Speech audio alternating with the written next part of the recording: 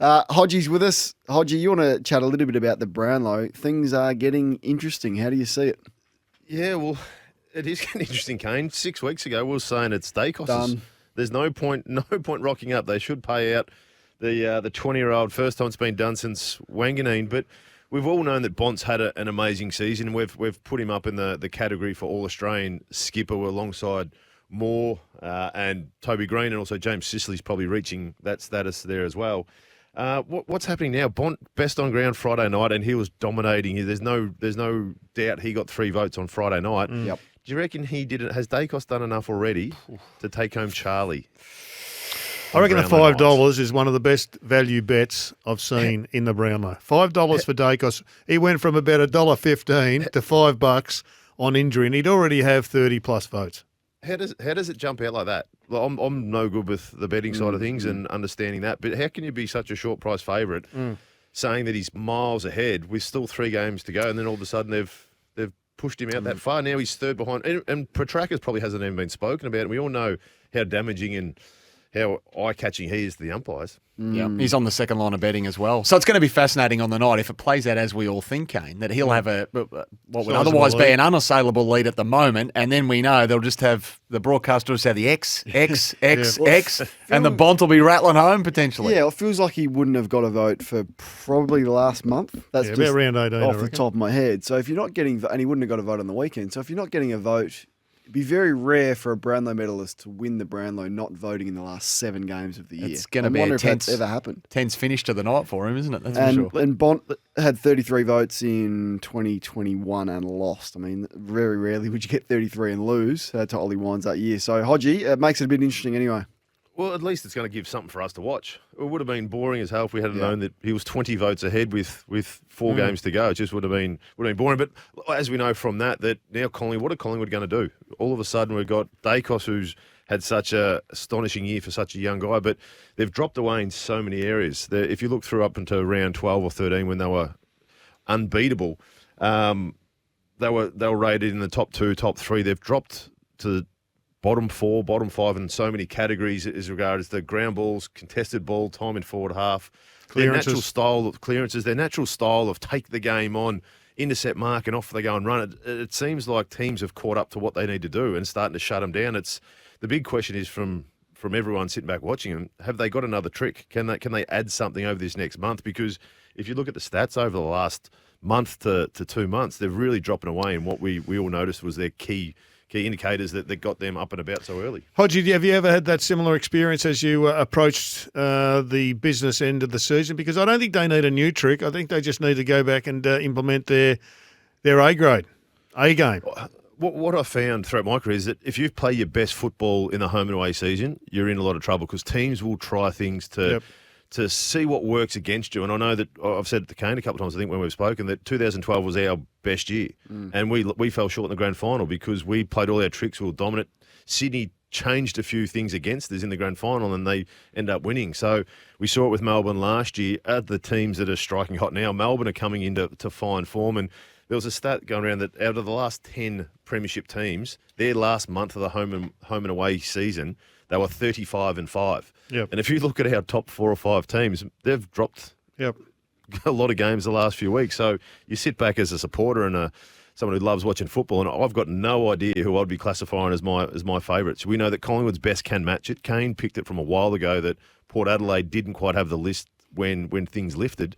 And Melbourne now the team that everyone's scared of because of the form that they're in going into the finals. Well, if Petty wasn't injured, I think Melbourne would almost, if they wouldn't be, they're probably co-favourites now, but they may even have edged in front. But the Petty thing has clouded it to a degree because it brings back this uncertainty around their key forward post. Yeah, the thing that gives Melbourne a bit of favouritism is their stars and what they're doing. So Petrarca is just on fire. Oliver to come back. Top of his game. Cozzy Pickett has turned his season, and I just thought it was one of the better 14 possession games I've seen from a small forward on the weekend. He brought the energy from the start. Lever and May are always solid, and Gawn's back to his 6-time All-Australian best. So they've got 4 or 5 genuine A-grade stars in good form at the right time. Port Adelaide's best played well on the weekend. They were good, yeah. They were terrific.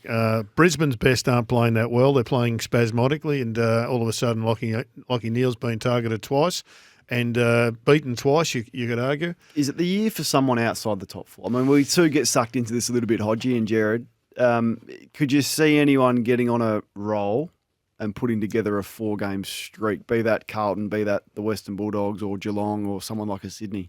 Well, your natural instinct would say no, but I've watched Carlton very closely the last 4 weeks, and I've spoken to a lot of Carlton supporters who don't want to get too excited because Carlton have naturally let their supporters down. Sammy's very excited by the way they're playing. Not at all. You sort of sit back and go, can they? They've got a different game style, and the question is, are they better without Mackay?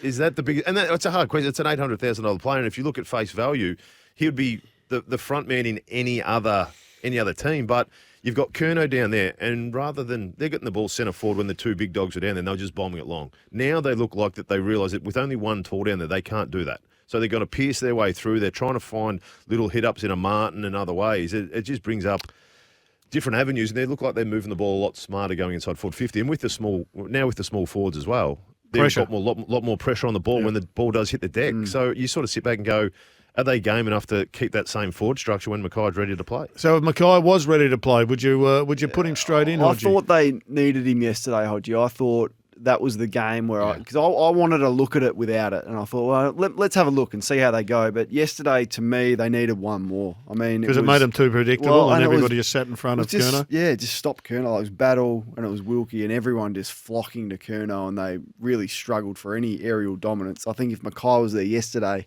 it would have been even more convincing. Is that because, obviously, we're playing St Kilda, who are really tight with their zone, that they're not going to get those little hit-ups that they have the previous 4 or 5 weeks? Yeah, possibly. I just felt like they were one short. Now, Silvani wasn't there either, so if he was there, it may have even been different. They just didn't have any aerial threat because of how predictable they were going to Curnow, and Ross knew that, and he took that away. The problem for the Saints was because they were so defensive. It was almost the old-fashioned flood, park the bus.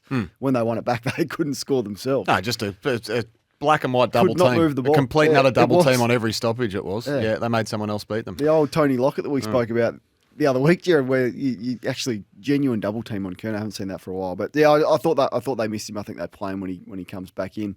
You want to chat about the Hawks? Was it the biggest upset you've seen this year, perhaps?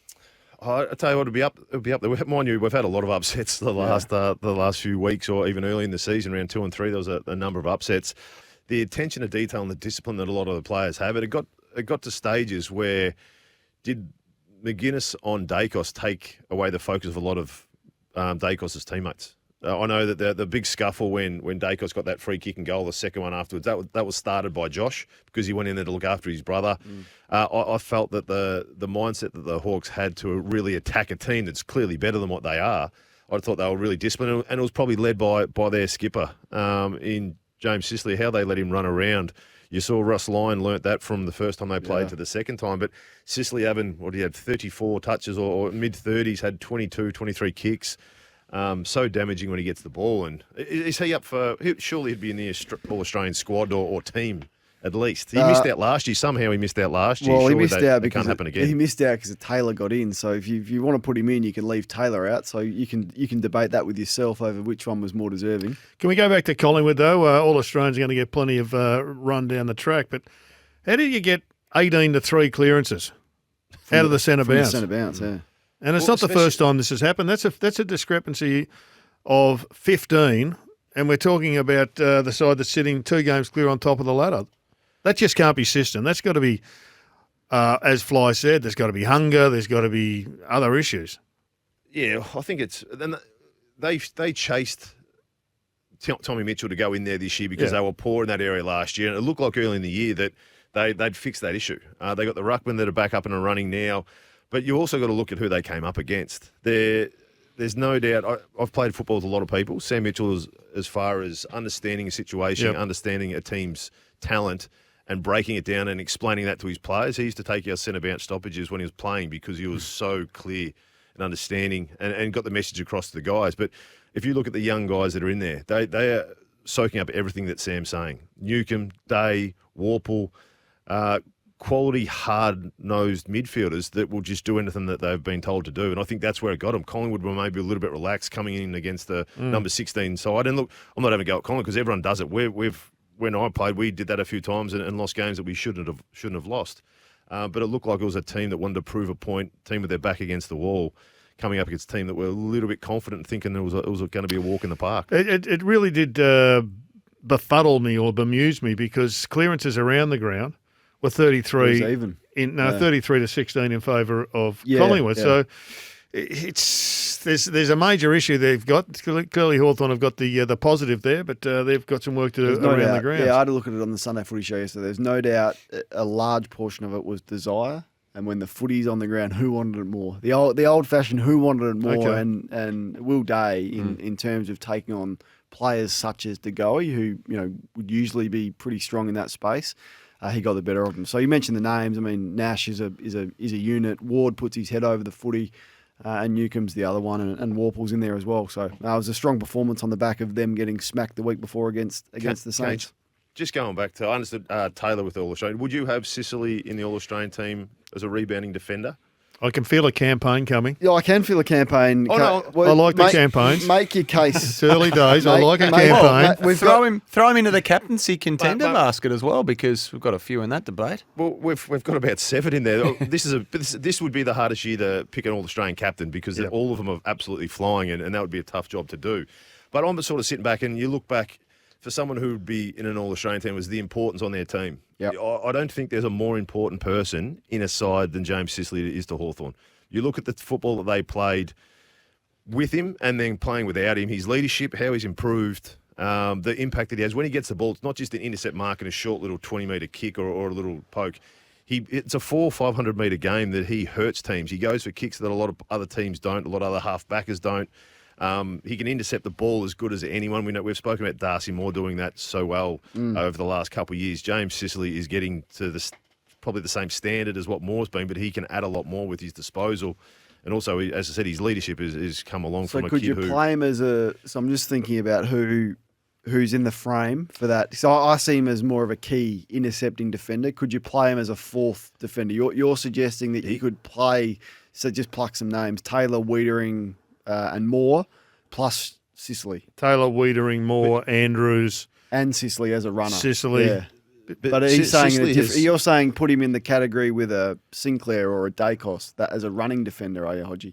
But he's got the flexibility to do it both. You Okay. can see him, he can play on smalls. He's agile, and for he's as we said, he's an amazing mark. But he just adds that little bit different. You look at a person. If you're picking a team, would you have him in that side to be able to intercept mark, play in a defender, but also hurt the opposition going the other way? No, I prefer to have a person who can do both rather than do one and not the other. No, I would. It's Solid just, campaign. It's just not. It's just. I mean, a terrific campaign. It's just not easy when you start to think about if there's 3 spots, who's going to miss out. I've had Carlton fans lighting up my social media feed about Wiedering. They're threatening violence if we don't have Wiedering in the All-Australian team. So Is that based on the last 6 weeks or the whole season? I mentioned Nick Newman with Gerard a couple of weeks ago. I reckon Gerard might He's have had a just great laughed. run. He might have just laughed at me at No, that he's time. had a good run.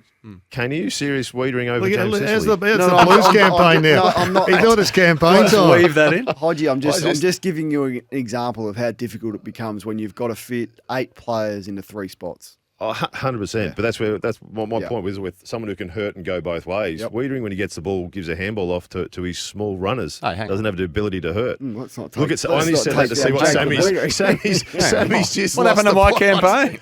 campaign? Just crushed it. He's a sabotage. I like it, Hodgie. I like it. Strong debate, Aggressive. strong campaign. Do you agree with Luke Hodge? 043390 out 1116 and send us a text.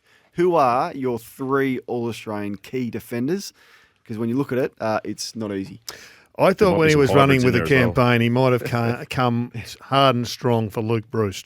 Well, I was going to mention Luke Bruce. Luke Bruce, as one of the all-time elder statesmen of the game, is putting together a hell of a season, Hodgie. Can you expand your campaign and include a small forward? More than happy to. I wanted to get in under Sammy's skin then, just to make sure that Sicily is, as he should be, well ahead of Wiedering in that vote. Right. Well, with Luke Bruce, as I said, it doesn't surprise me though. If you see the football that he's played over the years, all of a sudden a lot of his senior teammates have left. Jack Gunston had moved on. Yep. A lot of the other guys had retired, and all of a sudden he's filling the void. So I know I spoke with James with his leadership and how much he's improved, but Luke Bruce has always had the ability to lead his forwards, but he sort of left it to the guys around him. Now he realises that he's the senior guy, and it hasn't taken anything away from his football. I couldn't agree more with you, Gerard, as far as when he gets an opportunity, he'll He'll put blocks on. He kicks goals, but he also sets them up as well. Well, Charlie Cameron's kicked 44. So if we go on the very simplistic notion of who's kicked the most goals, which we don't, let's get some other factors in, like the defensive side of it and the goal assist. But Luke Bruce, just for the exercise, he's kicked 42. So he is only... In fact, I'm not sure how his average is higher than Charlie Cameron's average. Maybe he's played less games. But his 42 is certainly going to be significant. Just while we're on the subject of the Coleman quickly here, Kane, it might be the highest tally, given there's 3 games to go. Charlie Curnow's on 68. The highest tally for a good portion of time. You've got to go back to 2016. Josh Kennedy out west kicked 80. But really, since that, you don't get anything north of the 60s for a Coleman medal winner. So... the bags are back. That's because West Coast, the worst team since Fitzroy, That's are in not- the that's competition, not- and there's an Leave extra them game. There's alone, always Kane. a bottom Leave team, them Kane. alone. No, there's not. There's always a bottom team, Kane. Kerno's got always a What do you team think we of the beat West up. Coast performance on the weekend? It was sort of vindication for the coach, wasn't it? For the coach, I'll be surprised once again that you could survive that. But you would expect them to be competitive against Essendon at the start of the year, wouldn't you, Gerard? Well, at the start of the year I would, but after what we've seen this year... They've got a few back now, though. They have got a few, but I just thought they play with a hell of a lot more energy and a lot more desperation. It's handy when you bring a couple of All-Australians in. All right, there's a lot of Kane, texts. did you just say they've got a few back? So now you're admitting the reason why West Coast is having such a bad year is because they've had so many injuries. No, and but now it the fact doesn't- they're getting a few back, Hodgie. they're starting to be competitive. Hodgie, there's difference between competing and actually not competing. So you can have a few out. You've still got to compete. You can't have Sorry, I 170-point losses. I must have misheard you then, Kane. Apologies. Well, you can't. Regardless of who's out there, you can't be having multiple 100-point losses. And Should it's the a umpire 3-year have thrown stretch, that not ball up at the last that throw was up? weird, wasn't it? It was bizarre. That was bizarre. It wasn't the only bizarre umpiring thing that I saw on the weekend. All right, let's move on from Hawthorn Hour and talk about another team. Hodgie, what else you got? Oh, did you want to jump on Port Adelaide, or Well, we've already covered Okay, that? all right. Well, I'm happy for you to go there. It's on your notes. Well, whilst you're here, Hodgie, somebody has actually analysed your answer to the Cooper question, and they said you emphasised Brisbane He did. much More higher than he did. than you did Hawthorn. You mumbled Hawthorn. Yeah. Actually. Hey, I can use Kane as a defence. Yeah. What do you say about West Coast? I'll just try and get out of it. No, it's probably because I'm living up here and it's a nice warm climate Okay. and enjoying it. But no, there's definitely no choice. So whoever wrote that in, Yep. no doubt it's a probably a Brisbane supporter by the sound of that. But no, there's definitely he loves football and will play to any team that would be happy to take him if he's lucky enough to get All right. drafted. As we get live feedback on here. So I'm just going to read some of it out. Christine says Andrews, Taylor and Sicily are her 3 All-Australians. If I was picking one of Wiedering or Sicily, I'd go with Wiedering by a long way. I'd probably then have Taylor and Sicily as the 3, with Moore missing out with his form dropping off in the last month, says Rob. Hey, Kane, did Hodgie just say Wiedering gives the handball off to his running teammates? Wiedering stats yesterday, 16 disposals, 15 kicks and 1 handball, if you don't mind. I said he should. Tom Stewart, a lock from Geelong, says this text, Darcy Moore and James Sicily. Wiedering, are you kidding? When they were losing, everyone was saying how bad he was going.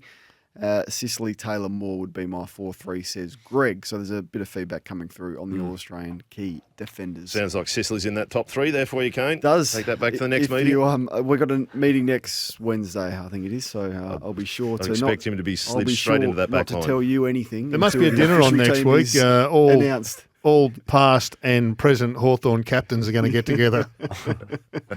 Yes. All right. Let's move on. Sammy, do you think we have issue with doctors now and their sensitivity around any head knock and the way that we treat this in game? And should there be some allowances to inject your sub if you're having a concussion test? Oh, the last point, I think there's some merit in that for sure. And I think there'll be some adjustments made at the end of the season in this regard. But, geez, it's hard for us to assess this, isn't it? Because we're on the outside looking in. Not only are we on the outside looking in, but we're completely unqualified to pass judgment on it. But, gee whiz, weren't they spooked over the weekend, the club doctors? I mean, because and you can understand why. you can understand it, but is it still not possible to have a head clash without a concussion? Well, that's my point. It seemed as though every head clash... You know, and I look at the example from the Western Bulldogs game on the Friday night. Yeah, with Hopper, who banged heads into the back of Treloar. Now, I don't think, correct me if I'm wrong, but I don't think Treloar even underwent a HIA, and Hopper's down in the rooms doing a Scat 5. They both clashed heads. So one club felt the need to take a fair period of time to get Hopper off the ground as well. And then the other player wasn't even assessed. Gerard, how would you feel, and Hodgie, if that happened to you during your day, you wouldn't have even thought twice. He got up and he ran around and played on. He missed the game. And not only that, he would miss the grand final for that. Now, there's a weekend off now between the grand final and the prelim final, so you're not going to miss a grand final with a HIA, are you? Isn't it the week No, off it's a week before the finals? Right. No week off before the grand he final. would miss the grand final. We had the week off. Okay. In 1 year, we had it before the Perth grand final.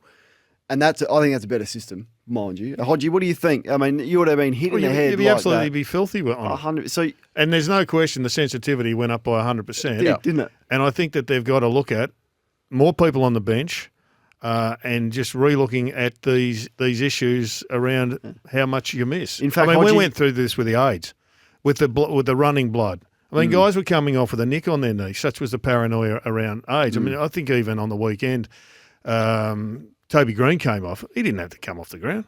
It was a little scratch. There wasn't no running blood. Take a towel out. You were speaking about this during the call from memory, Hodgie. Yeah, well, I think you raised a good point there, Kane, in regards to if you look at Hopper, who played for another 6 minutes, I think it was 5 or 6 minutes. Couldn't get him off. Where he was running around. The bench was holding up a sign to bring him off, and he didn't realise because he had no issues with him. He felt fine. He was running around, and then when the doctor finally got him off, he's sitting there confused as if he felt okay.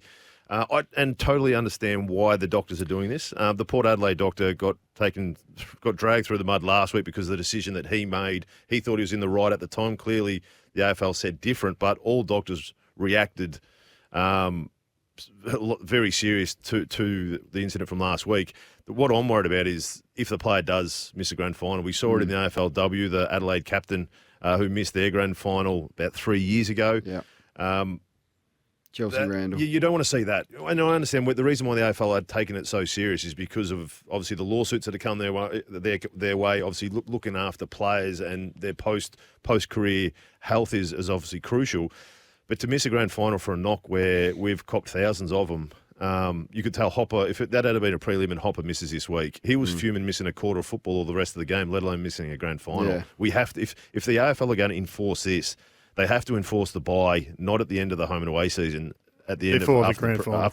before the grand final. So an incident like that looked to be not much, doctor doing the right thing to the rules, your player gets to play in a grand final. Or you have 8 on the bench, or you have extra subs, Well, or whatever. But he's still going to miss next week, though. He's still going to miss the grand final. Of course, yeah. It's a different. Yeah. So there's a couple of issues that needs to be addressed because and Port Adelaide clearly they were going to be extremely sensitive. Todd Marshall's gone for a diving ball. He's winded himself, but they still took him down. He missed the whole of the first quarter. Yeah. And that's a punishment in And itself. you can't, because and they already had an injury to Mackenzie, and you've got your sub on. So you're going to have to bring in extra subs as a concussion sub, and I think you're right with the week off because, it could end up in court, really, if a player missed the grand final. With the runner as well, surely the runner's allowed to go out and grab that concussed player off so the doctor can treat him because the doctor ran out to assess him initially, come off, looked at the vision, and then had to wait there for 5 minutes until he actually caught their eye or a goal was kicked. Surely that's got to be changed. So you have to wait between a goal's kicked out for the runners to go on the ground. So it's another issue. It's one for your list for the new CEO. The CEO-elect, yep. So we'll put that That's on the number list. 18 on the list. Gents, there's a lot to get through. A lot of texts we'll read out as we bid farewell to Kane Corns. Hodge, we better talk about the other side you played with at the back end of your career, the Brisbane Lions. The top two, they appear to be shot now, do they not?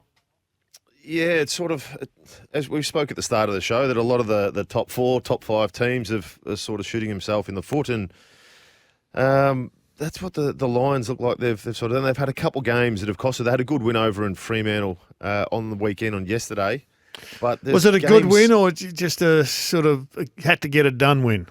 Yeah, I think it was a had to get it done win. I don't think they'd be walk away going they played great football. No.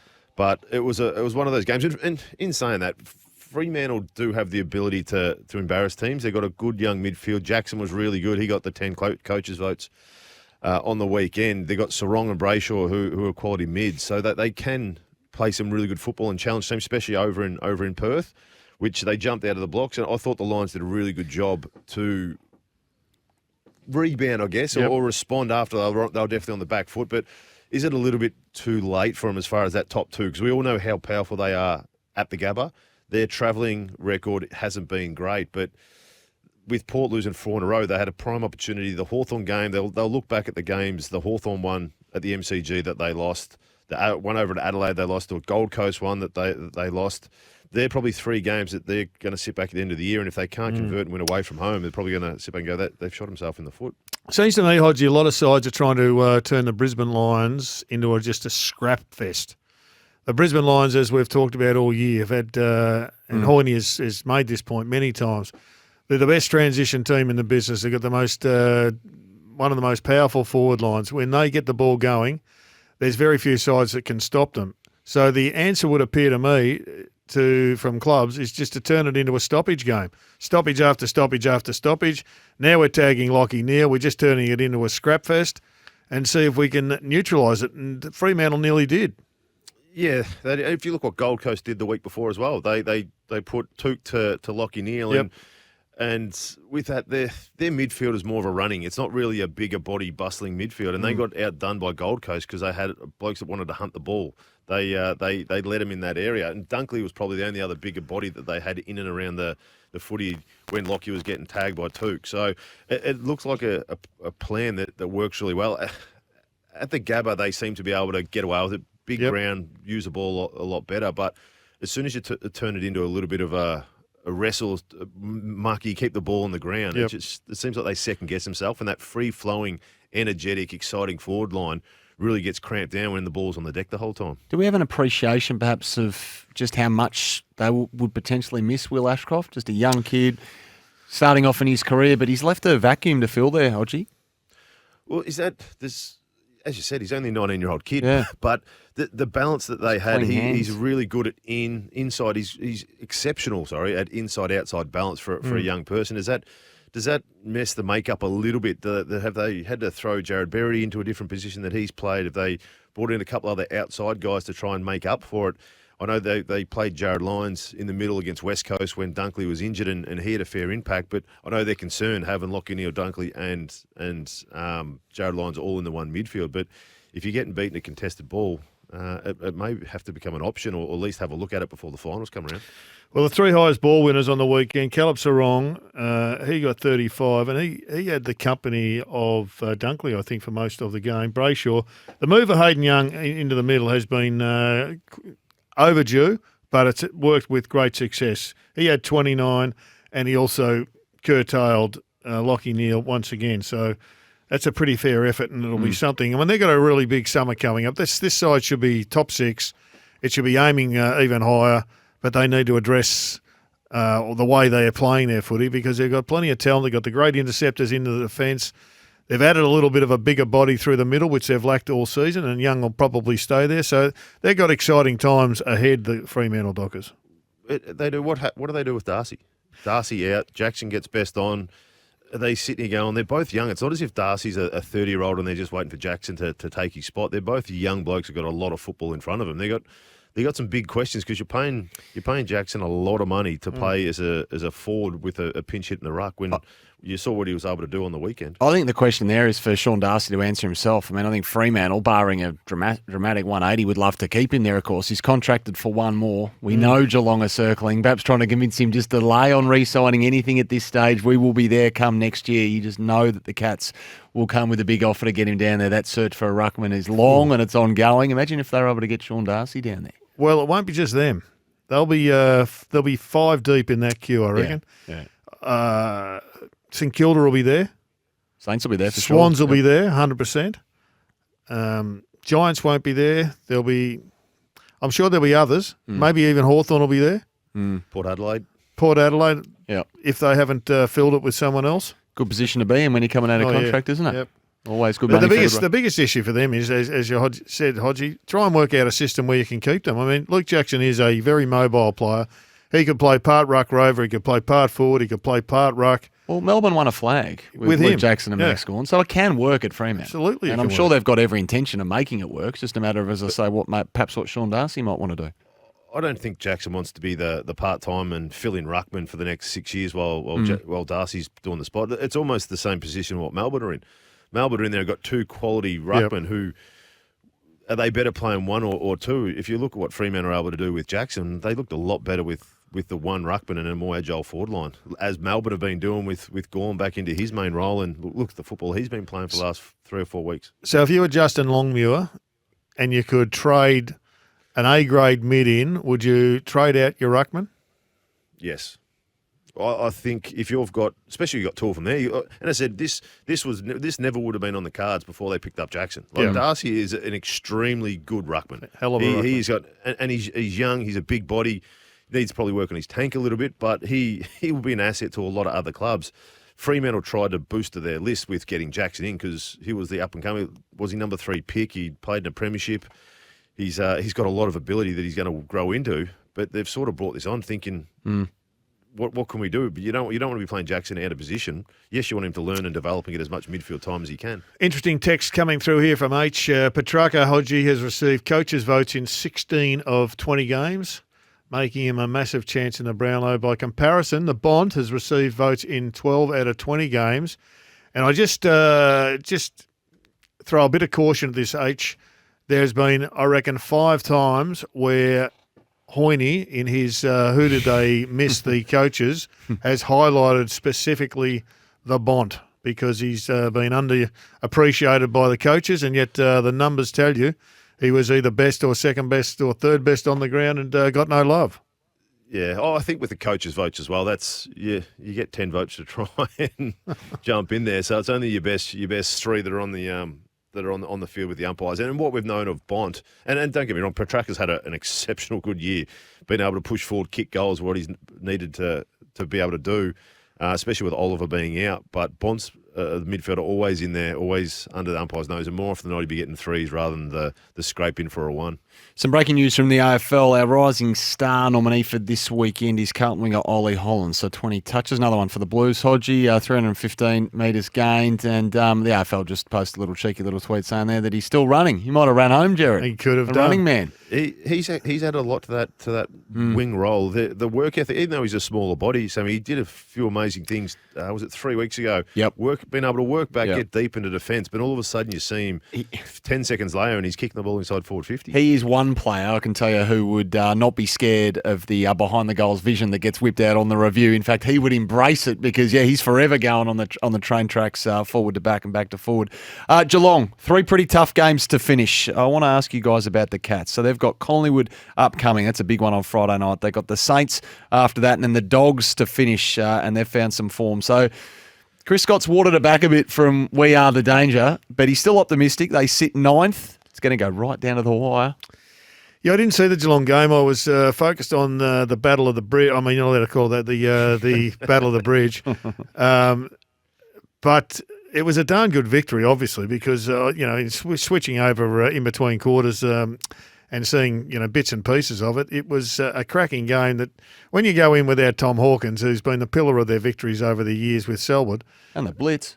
And underrated the Blitz. It's a darn good victory. It is, and I think that's what's going to see him fall short coming around September time is the injuries. They've been banged up this year for a team that everything. If you look what Guthrie all year. We spoke earlier about the run that the premiership teams have had over the last 10 years leading into finals. Like they've been banged up with. I said Hawkins missing, Blitz missing, Danger early in the year.